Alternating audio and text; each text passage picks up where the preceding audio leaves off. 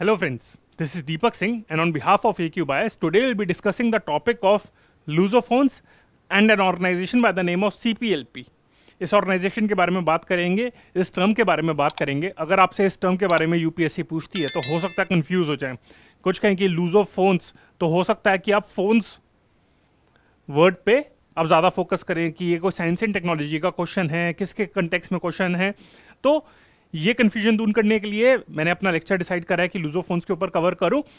तो ये हम किस लिए डिस्कस कर रहे हैं? Because India recently joined an organization as associate observer, not as a permanent member, but joined as an associate observer of an organization by the name of CPLP. And ये जो इसके member countries हैं, they are lusophones. That is, they speak Portuguese language. So those who speak Portuguese language, they are known as lusophones. तो इस context में हम इस organisation के बारे में और इनके बारे में डिस्कस करेंगे। So we will be covering this topic in a 3C approach. यहाँ पे करंट डायमेंशन है, वो मैं आपको डिस्कस करूंगा कि क्या डेवलपमेंट रिसेंटली हुई है। उसके बाद कॉम्प्रिहेंसिव वे में मैं कवर करूंगा बहुत सारी डायमेंशंस कि एग्जैक्टली लूसोफोन्स क्या होते हैं। फिर CPLP के बारे में मैं डिस्कस करूंगा, कौन से मेंबर्स हैं, कब फाउंड करी गई थी, एंड साथ में ही मैं इंडिया और पोर्चुगल रिलेशंस के बारे में भी डिस्कस करूंगा, उसकी ब्रीफ टाइमलाइन डिस्कस करूंगा, और साथ में आपका जो मेडाइवल हिस्ट्री है वो भी डिस्कस करूंगा कि Portuguese were the first to discover the sea route. तो वास्को ड गामा के बारे में भी डिस्कस करूंगा, but I will be covering this in a very concise manner. तो let's discuss the topic of Lusophones and CPLP। तो जैसे मैंने आपको बताया था कि India has joined an organization by the name of CPLP and its full name is Community of Portuguese Language Countries। तो associate observer के स्टेटस के से हिसाब से ज्वाइन करा गया हुआ है, क्योंकि आपको पता होगा कि गोवा, दमन एंड दीव, दादरा एंड नागर, तो इनकी पोर्चुगल हिस्ट्री है, क्योंकि पोर्चुगीज ने इस एरिया को कैप्चर करा था, ऑक्यूपाई करा था। एंड 1961 में फाइनली जब गोवा आपका फ्री हुआ था, तब उसके बाद से इंडिया टोटली फ्री है।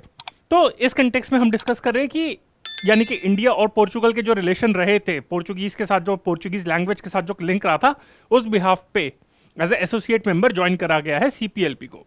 तो ये एक और एवेन्यू है इंडिया और पोर्चुगल के रिलेशंस और इंडिया के बाकी उन कंट्रीज के जिन पे पोर्चुगीज बोली जाती है, तो उनके साथ रिलेशनशिप स्ट्रेंथन करने के लिए ये जो आपकी न्यूज़ आई थी, ये ऑल इंडिया रेडियो में आई थी। और न्यूज़ एग्जैक्टली ये आई थी कि minister of state for external affairs, जो मीनाक्षी लेखी है, उन्होंने अनाउंस करा था। तो again we just don't refer Hindu, Indian Express, apart from that we also refer Press Information Bureau and All India Radio. तो जो न्यूज़ यहाँ पे न्यूज़पेपर में कवर नहीं होती, वो वहाँ पे कवर करी जाती हैं। तो again I would request all of you to refer Press Information Bureau and All India Radio on daily basis, apart from reading the Hindu and Indian Express. और अगर आप नहीं फॉलो कर रहे तो at least be regular with our lectures, तो आपको सारी इन्फॉर्मेशन पता चलती जाएगी। तो ये कंटेक्स्ट है। साथ में इंडिया के साथ साथ कौन सी और जो कंट्रीज हैं उन्होंने भी ज्वाइन करा है। So 10 new state observers have also joined this organisation as associate observer. Canada हो गया, कोत d'Ivoire, ग्रीस, इंडिया के बारे में मैंने बताया, आयरलैंड, पेरू, कतार, रोमानिया, स्पेन एंड US। तो ये इन ऑर्गेनाइजेशन ने भी ज्वाइन करा है। वैसे इतना रेलेवेंट है नहीं, मेन ये है कि सिर्फ इंडिया ने इकलौता ही नहीं, और कंट्रीज ने भी ज्वाइन करा है as associate observer. Apart from that various other organizational observers have also joined. One of them is G7+। यहाँ पे मैं emphasize करना चाहूँगा कि ये G7+ आपका जिस G7 ग्रुपिंग के बारे में हम बात करते हैं वो नहीं है, ये दूसरी है। ये इंटरनल सिक्योरिटी और बाकी कन्फ्लिक्ट्स के कंटेक्स्ट में ऑर्गेनाइजेशन है, ये दूसरी अलग ऑर्गेनाइजेशन है। जो G7 के बारे में मैंने आपको बताया भी था कि इन द मंथ ऑफ जून एक G7 की समिट हुई थी, वो दूसरी ऑर्गेनाइजेशन है जिसके आपके मेंबर हैं जापान है, कनाडा है, USA हो गया आपका, इटली, जर्मनी, फ्रांस, ब्रिटेन, वो आपके जो मेंबर्स हैं वो दूसरी G7 है। ये एक अलग G7+, एक अलग से ऑर्गेनाइजेशन है। तो इसने भी ऐसा एसोसिएट ऑब्जर्वर ज्वाइन करा है। एक और ऑर्गेनाइजेशन है आइब्रो अमेरिकन समिट। अभी आइब्रो ये कहाँ से आता है? इबरो या फिर आइब्रो इसको कह सकते हैं। तो ये आपका हो गया आइबेरियन पेनिनसुला, जो यूरोप में होता है, जहाँ पे आपका पोर्चुगल और स्पेन लोकेटेड है। तो this Ibero American summit and European public law organisation, तो इन्होंने भी as a associate member join करा गया है। अब हम बात करते हैं, जैसे लूजोफोन्स के बारे में मैंने बताया था, क्योंकि ये टर्म बार बार आपके लेक्चर में रिपीट होगी, तो अगर कुछ डाउट होंगे तो वो भी क्लियर हो जाएंगे। तो इसलिए लूजोफोन्स के बारे में बात कर लेते हैं। जैसे मैंने आपको बताया था, लूजोफोन्स क्या है? It is a name for those people and Nations जहाँ पे पोर्चुगीज ऑफिशियल लैंग्वेज आपकी मानी जाती है। तो जहाँ पे पोर्चुगीज आपकी ऑफिशियल लैंग्वेज है, डोमिनेंट लैंग्वेज है, वहाँ के लोगों को और उन रीजन को लूजोफोन्स के अंदर माना जाता है। This area is also known as Lusophonia, यहाँ पे लूजोफोनिया ये भी है, और द लूजोफोन वर्ल्ड, और इसकी अगर ट्रांसलेट करे जाए इसकी पोर्चुगीज में तो मुंडो लूजोफोनो। तो ये भी पूछा जा सकता है, instead of asking about CPLP they can ask about these terms in the UPSC. So that's why we are covering a topic in such a comprehensive manner. और मैंने आपको बताया था कि अपना नेम कहाँ से डिराइव करता है, it derives from the term Lusitania. ये भी पूछा जा सकता है कि लुजिटेनिया एंशिएंट टाइम में कहाँ पे लोकेटेड थी या फिर किस कंट्री के कंटेक्स्ट में कहा जाता है। So that was an ancient Iberian Roman province located where modern Portugal south of the Douro river lay. तो ये जो आपका मॉडर्न डे पोर्चुगल है, वहां पे ये एक लोकेशन है लुजिटेनिया, तो यहाँ पे प्रोविंस थी, तो उससे डिराइव करा गया। दैट्स वाई पोर्चुगल को भी कभी कभार लुजिटेनिया भी कहा जाता है। तो ये आपका हो गया। और अगर हम लैंग्वेज के कंटेक्स्ट में बात करें, क्योंकि नॉर्मली जैसा हमने बताया था कि 270 million people speak Portuguese, approximately 270 million people. अब इसको देख के लगेगा कि whether it is the most spoken language in the world और नॉट, या फिर कहाँ पे लाई करती है ये इन लिस्ट ऑफ लैंग्वेजेस। तो उसमें अगर बात करें तो 2019 एडिशन ऑफ एथनोलॉग, जिसको काफ़ी ऑथेंटिसिटी दी जाती है कि यहाँ पे जो भी डेटा है लैंग्वेजेस के बारे में बहुत ऑथेंटिक है, तो उसके according the most spoken language in the world is Mandarin Chinese, followed by Spanish, English, Hindi, Bengali. Bengali को आपको देख के लगेगा कि वेस्ट बंगाल में ही तो स्पोकन बोली जाती है, पर बांग्लादेश में भी, और बांग्लादेश की पॉपुलेशन काफ़ी ज़्यादा है, तो बंगाली हो गई। एंड 6 नंबर पे आपका पोर्चुगीज आता है। तो ये कंफ्यूज मत हो जाइएगा कि कौन सी लैंग्वेज है। दूसरी लिस्ट के अकॉर्डिंग कुछ कहते हैं कि अरेबिक भी है, पर उस लिस्ट के अकॉर्डिंग भी एक 2010 की लिस्ट थी, तो उसमें अरेबिक भी इंक्लूड करा गया था, पर पोर्चुगीज की जो रैंकिंग थी वो 6 नंबर पे थी। तो it is the 6th most spoken language in the world. अब हम इस ऑर्गेनाइजेशन के बारे में बात करते हैं, community of Portuguese language countries, जिसको लूजोफोन कॉमनवेल्थ भी कहा जाता है। सो दैट्स वाई मैंने लूजोफोन पे इतना एम्फेसिस दिया था, क्योंकि हो सकता है instead of asking a question of CPLP they can ask a question on Lusophone Commonwealth. And again इसलिए ये इंपॉर्टेंट है क्योंकि minister of state of external affairs Meenakshi Lekhi ने खुद इसके बारे में ट्वीट करा था अभी recently in the month of July. तो इस वजह से तो जो मैंने बताया था कि जो भी आपकी लूजोफोन नेशंस हैं यहाँ पे पोर्चुगीज आपकी ऑफिशियल लैंग्वेज है, उसकी ऑर्गेनाइजेशन है। It was founded in 1996 in Lisbon, जो आपकी पोर्चुगल की कैपिटल है। तो it is headquarter also in Lisbon, Portugal. तो इसकी फॉर्मेशन भी वहीं पे हुई थी और इसका हेडक्वार्टर, प्रेजेंट हेडक्वार्टर भी अभी लिस्बन में ही है। It consist of 9 member states and 32 associate observers. इनके नाम याद करने की हमें जरूरत नहीं है, बस इतना ध्यान रखने कि इंडिया ने रिसेंटली एज एसोसिएट ऑब्जर्वर इस ऑर्गेनाइजेशन को नाम ज्वाइन करा है। एंड 9 मेंबर स्टेट्स है, जिसमें से 7 फाउंडिंग मेंबर थे। वो थे आपका अंगोला, ब्राजील, कबो वर्दे या फिर Cape Verde, Guinea Bissau, Mozambique, Portugal, Sao Tome Principe. तो ये तो आपके 7 फाउंडिंग मेंबर्स थे। और बाद में किसने ज्वाइन करा था, तो 2002 में तिमोर लेस्ते ने ज्वाइन करा था, एंड 2014 में इक्वेटोरियल गिनिया इसने ज्वाइन करा था। अगर आपको लगे कि कहाँ पे लोकेशन है तो उसके लिए हमने मैप इंक्लूड कर दिया है।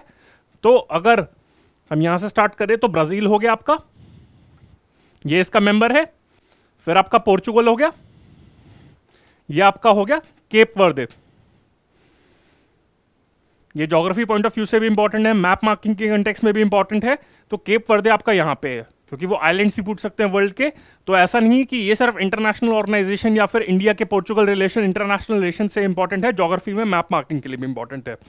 तो ब्राज़ील हो गया, पोर्चुगल हो गया, केप वर्दे हो गया। यहाँ पे हो गया आपका गिनिया बिसाऊ, ये आपका गिनिया बिसाऊ हो गया यहाँ पे बिल्कुल कोस्ट पे।